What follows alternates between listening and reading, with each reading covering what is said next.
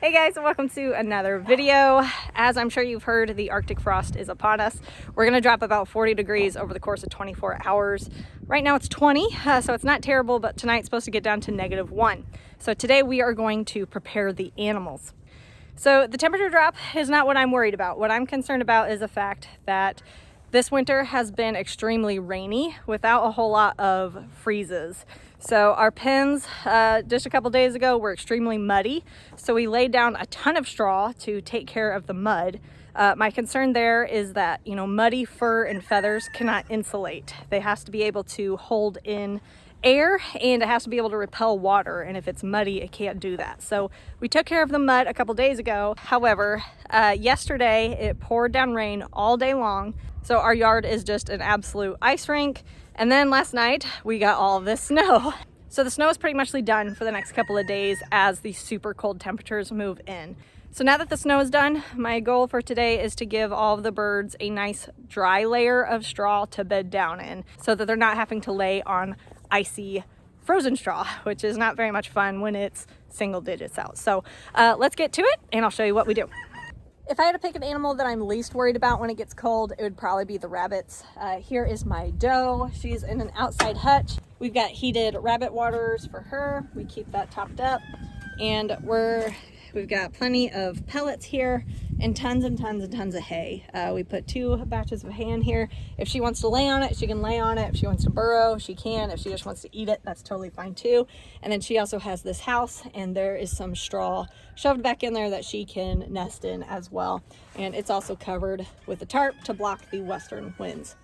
So this doe, my plan for her was I was actually going to breed her. I have a really nice, massive Palomino mixed buck that I was going to breed to her. But she is like the meanest doe I've ever had. I'm surprised her ears aren't pinned back right now and she's not grunting, because that's usually how she reacts to me just walking by. So we decided her attitude was not one that we wanted to have baby bunnies have. So she was excluded from my breeding plans. We're not going to eat her or anything. She's just a pet. She'll just live out her rest of her natural grumpy life here. So, but she'll be fine. Rabbits do extremely well in the cold. It's the heat you have to watch out for with rabbits. Up first is the free-ranging pen. As you can see, this barn has electricity, so they have some thawed water here. I'll replace that. This one is not hooked up to the electricity, so I'm gonna have to bust that. And as you can see, lots of snow in here because this is a roofless coop. So let's feed them first to get them out of our way.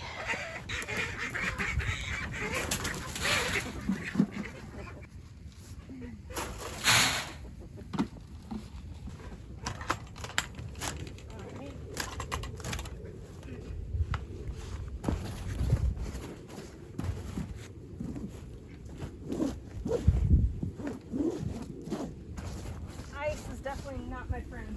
Okay.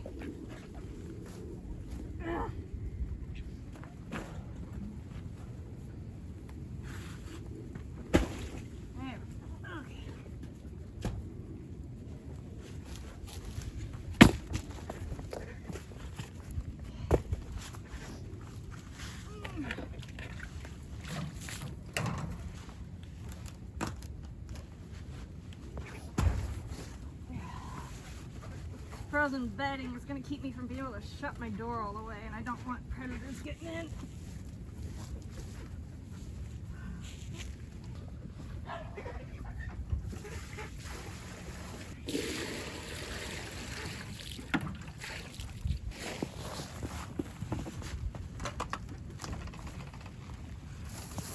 This is a pretty big coop, so we are going to give them a whole bale of straw. Okay, 1 coop down. I did not mean to bust that inside there, but it's fine. I was just trying to get it loose off the concrete. We got water. So the chickens will do a good job of spreading all that out, and it'll keep them busy because since I fed them first, the feed is going to be underneath the straw. So they'll have plenty to do today because I am not going to free range them just because it's so dang cold. So they'll have fun in here scratching around.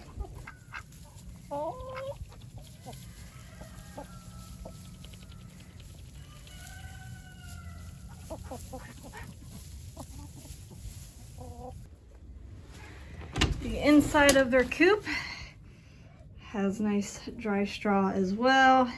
This is all going to get pressure washed in the spring. They all poop right in that corner because they really like that roosting spot, but coop is all good. I've already fed the barn cats, but they have access to this barn where they can sleep in this straw.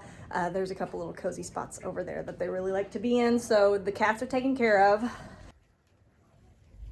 Sleepy kitty. These next coops do not have electricity, so the water's going to be frozen. So right now I'm just going to feed them and put down new straw. And my camera's freaking out because it's so cold. But we're going to do a separate load of just warm water from the house to get everything melted.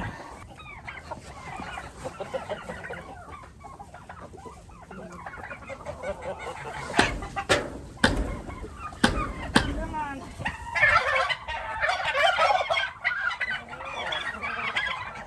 Turkeys are cheering me on. Nope, it's frozen.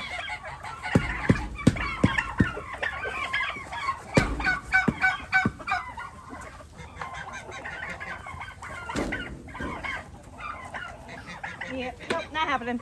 I'm gonna try the back door to the coop. If you live where it gets cold, plan ahead for your doors freezing and make them in a design where they don't get frozen.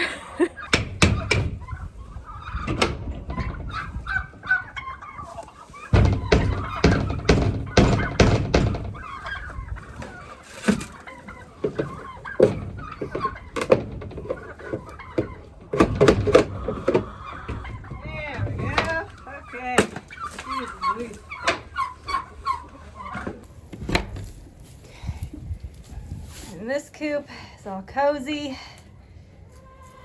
Turkey pen actually doesn't look too bad. It's completely covered, so the straw is actually looking all right.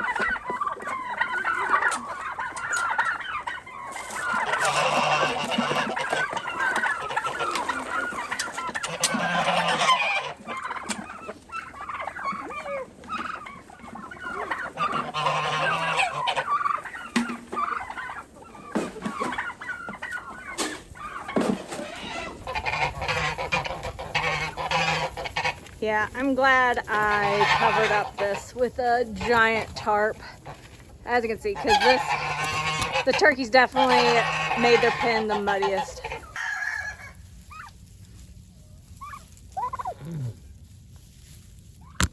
Hey. Uh-oh, that's a problem. I'm gonna grab some zip ties.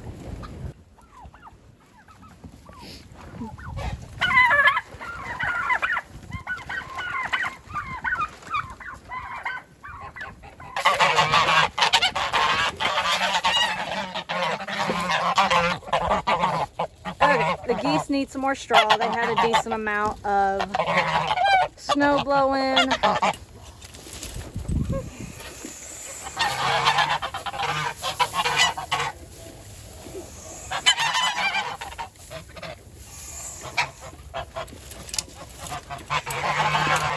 Typically these geese free range, but when it's cold and snowy like this, there's no point.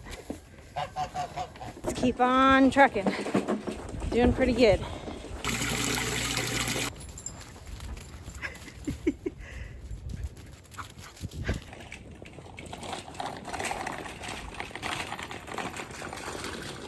Let me show you guys why we like to use these rubber bowls. So this is completely frozen.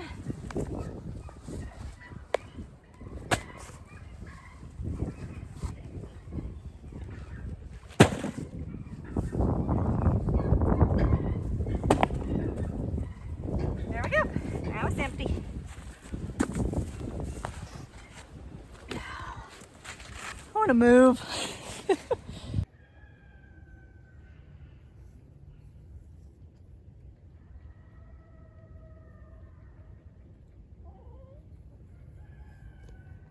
I hate winter, but the pond actually does look kind of pretty, I have to admit.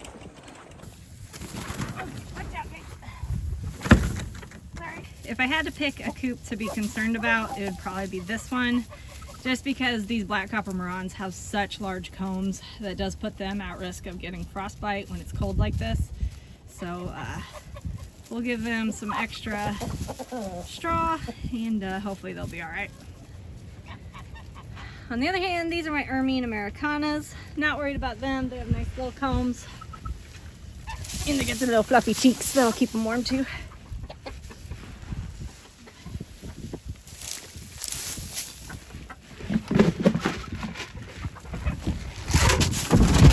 Sorry.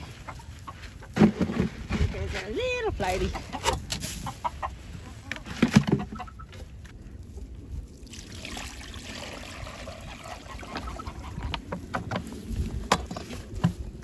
Guys, stay warm, little ones. The other animal that I'm not super concerned about is our horse Willowdene. So Willow has been staying in her sacrifice area, which is this little enclosed dry lot we have here. These are her rotational pastures. As you can see, they're closed off. Like I said, we have gotten so much rain this past month, we had to lock her in here so that she doesn't destroy the pastures and end up being in seriously a foot of mud. That's what we would be facing if it wasn't for this rocked sacrifice area. It does need some new rock. As you can see, we've got a little bit of muckiness here, but for us having not replaced this rock in I think 4 years now, it is standing up very, very well. I'm very happy with it. And it's way better than her being up to her knees in mud and muck, which is what we would be facing otherwise.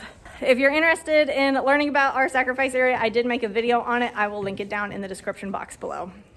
So this is Willowdene. She is a 21-year-old standard-bred mare.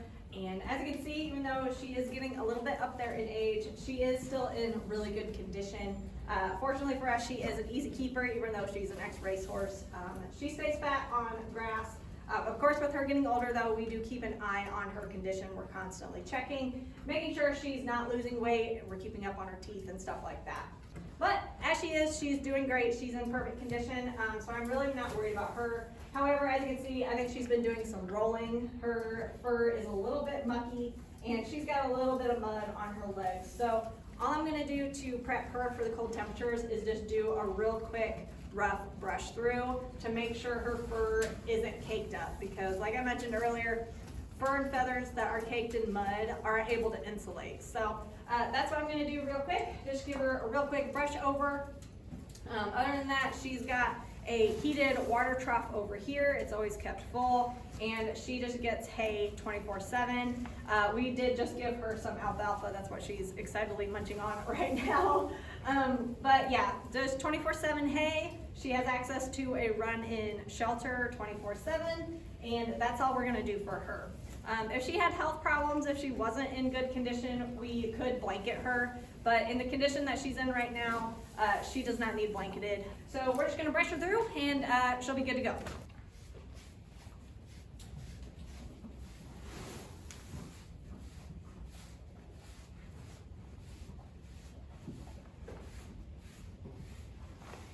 She's not too mucky muck.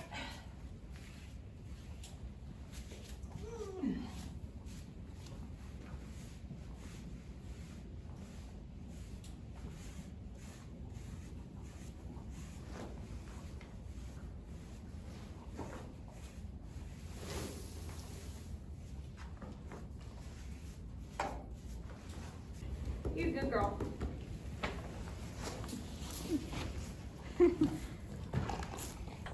All right, guys, everybody's taken care of for now. I am gonna go inside. I'm gonna put some wood in the stove.